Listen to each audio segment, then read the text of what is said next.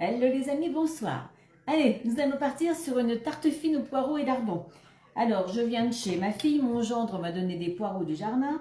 Alors, qu'est-ce que je fais? Allez hop, aussitôt dit, aussitôt fait. Donc, là, j'ai pris deux poireaux. Alors, bon, bien souvent, on met que les blancs de poireaux, mais moi, je mets tout, surtout quand c'est des poireaux du jardin, que je coupe en fine lanière. Alors, on dit des fois deux poireaux dans une recette. Deux poireaux, c'est quoi? C'est des tout petits poireaux comme ça, des poireaux moyens. Alors moi j'en ai mis, je les ai pesés 320 grammes. On verra bien si c'est assez ou pas. J'ai mis du micrio dans le plat de cuisson de mon grill de Alcla de standard. Alors pour les poireaux comme pour les champignons, le micrio c'est très bien, ça évite de rendre de l'eau. Alors là je vais faire cuire les poireaux.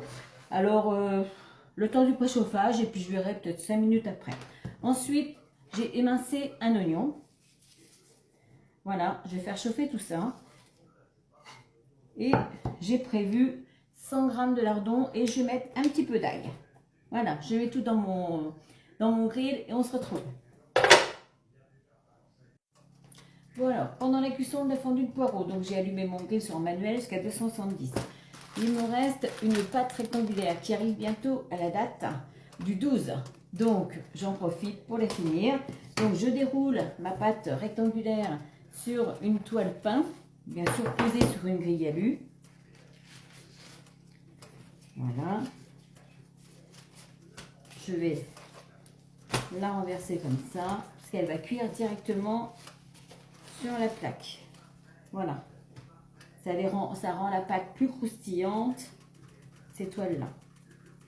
Voilà. Ensuite, je vais la piquer. Alors moi j'ai un petit truc pour piquer, sinon vous prenez la fourchette. Voilà, vous piquez bien, c'est une pâte feuilletée.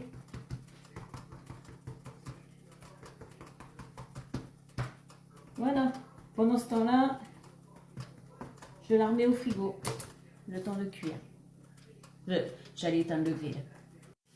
Le bip de mon grill vient de sonner pendant les 7 minutes de préchauffage. Je rajoute donc les 100 g de lardons. Alors, je prends toujours des lardons allumettes, fumés, voilà, ça donne un peu plus de goût. Alors bien sûr, si vous n'avez pas le grill, vous faites la même chose dans votre sauteuse. Voilà, moi au moins, je suis sûre que dans mon grill, ça ne va pas attacher, voilà. Et je m'en occupe très peu. Voilà. Ensuite, je mets un petit peu de sel, bon, comme il y a des lardons. Et je vais faire cuire encore 5 minutes. Et je vais allumer mon four à 200 degrés. Allez, sel, piment d'Espelette. Et après, je rajouterai un peu de crème fraîche épaisse. Voilà, c'est vraiment de l'express. Hein, j'ai des poireaux. Allez, je regarde ce que j'ai dans mon frigo. J'ai des lardons, j'ai de la crème, j'ai une pâte à tarte. Et bien allez hop, on y va. Allez, je mets mon minuteur sur 5 minutes. Bon voilà, le bip a sonné, mes poireaux sont déjà presque cuits. Vous voyez, il n'y a pas d'eau. Voilà, le micrio empêche de rendre l'eau. C'est bien pratique comme avec les champignons. Maintenant, je vais rajouter, allez, 3 bonnes cuillères à soupe de crème. Bien sûr, j'ai éteint mon grill. Allez, je mélange, je regarde si j'en ai assez, s'il faut que j'en rajoute. Bon, je trouve que la lumière, elle est encore pâle. Je ne sais pas ce que je touche, moi. Bon, voilà, j'ai mis la crème. Je viens de ressortir ma pâte à tarte. Et je vais mettre mon mélange sur la pâte. Alors, je laisse un bord, bien sûr. Parce que le bord, je vais le remonter.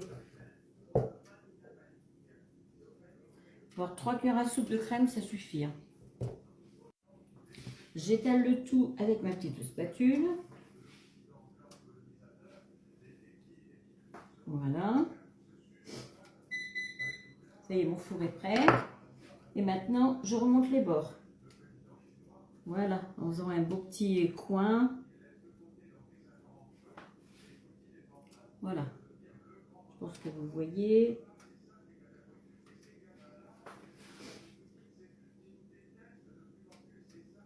Voilà. Alors, on appuie pour que ça soit soudé.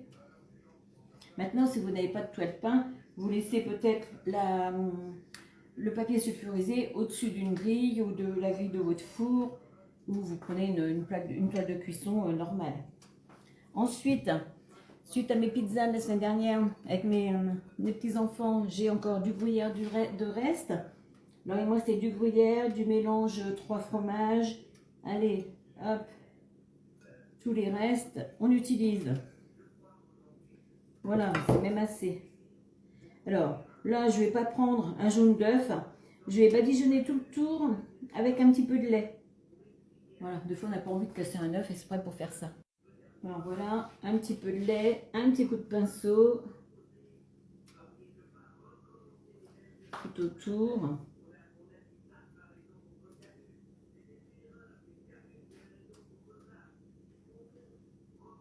Voilà. Je vais même mettre un petit peu de graines d'origan, je pense, tout autour. Voilà, je mets un petit peu d'origan. Alors après, vous pouvez mettre des graines de sésame, vous mettez ce que vous voulez, hein, des épices, des herbes de Provence, ce que vous voulez. Bon ben voilà. Bon, maintenant ça part au four. Allez, je veux dire pour 20-25 minutes à 200. Quand tout est cuit, il faut que la pâte feuilletée soit cuite et que le gruyère soit fondu. Bon, sinon, le beurre de cacao. Voilà, ça n'a pas d'odeur ni de goût. On s'en sert comme à la place de matière grasse. C'est beaucoup moins calorique, beaucoup moins gras que le beurre et l'huile. Après, on s'en sert dans le chocolat aussi. Voilà, pour le rendre plus brillant et pour faire des petits chocolats. D'ailleurs, on va en faire bientôt, hein, puisque c'est bientôt Pâques. Et c'est très bon aussi pour ceux qui ont du cholestérol. Voilà. Et on peut mettre aussi bien dans les poêles, dans le grill, dans tout ce qu'on veut. Bon voilà, je viens de sortir ma tarte du four, donc 20 minutes. Regardez, elle est bien dorée, impeccable. Alors, je vais prendre ma grande spatule. Voilà. Ça tient. Voilà. Ça colle pas. Alors, faites attention quand vous percez les trous de ne pas traverser la pâte, hein, comme il y a un petit peu de crème fraîche, que ça ne coupe pas en dessous. Voilà, regardez comme elle est belle. Donc, la petite tarte, une petite salade d'endives, et voilà notre repas de ce soir. C'est simple, voilà. Avec ce qu'on a dans le frigo. Allez, bon appétit. Vous voyez, juste avec un petit peu de lait, bien sûr, c'est pas brillant, mais c'est doré. Donc ça va. Bon voilà, notre petite tarte au poireau était bien bonne. Bon, il nous en reste encore, bien sûr, on est que 2. Donc, si vous n'avez pas de pâte à tarte rectangulaire, bah, vous en prenez une ronde, vous faites la même chose. Les quantités, c'était impeccable pour ma tarte rectangulaire. Et puis après, vous mettez ce que vous voulez comme fromage dessus, un reste de fromage à raclette. Voilà, tous les restes, ça passe. Hein. À la place des lardons, vous mettez du jambon, des petits dés de jambon. Voilà, mais après, il faut que ça soit un petit peu plus relevé. Mais bon, voilà, tout est bon. Allez, bonne soirée à tous et à bientôt pour une prochaine recette.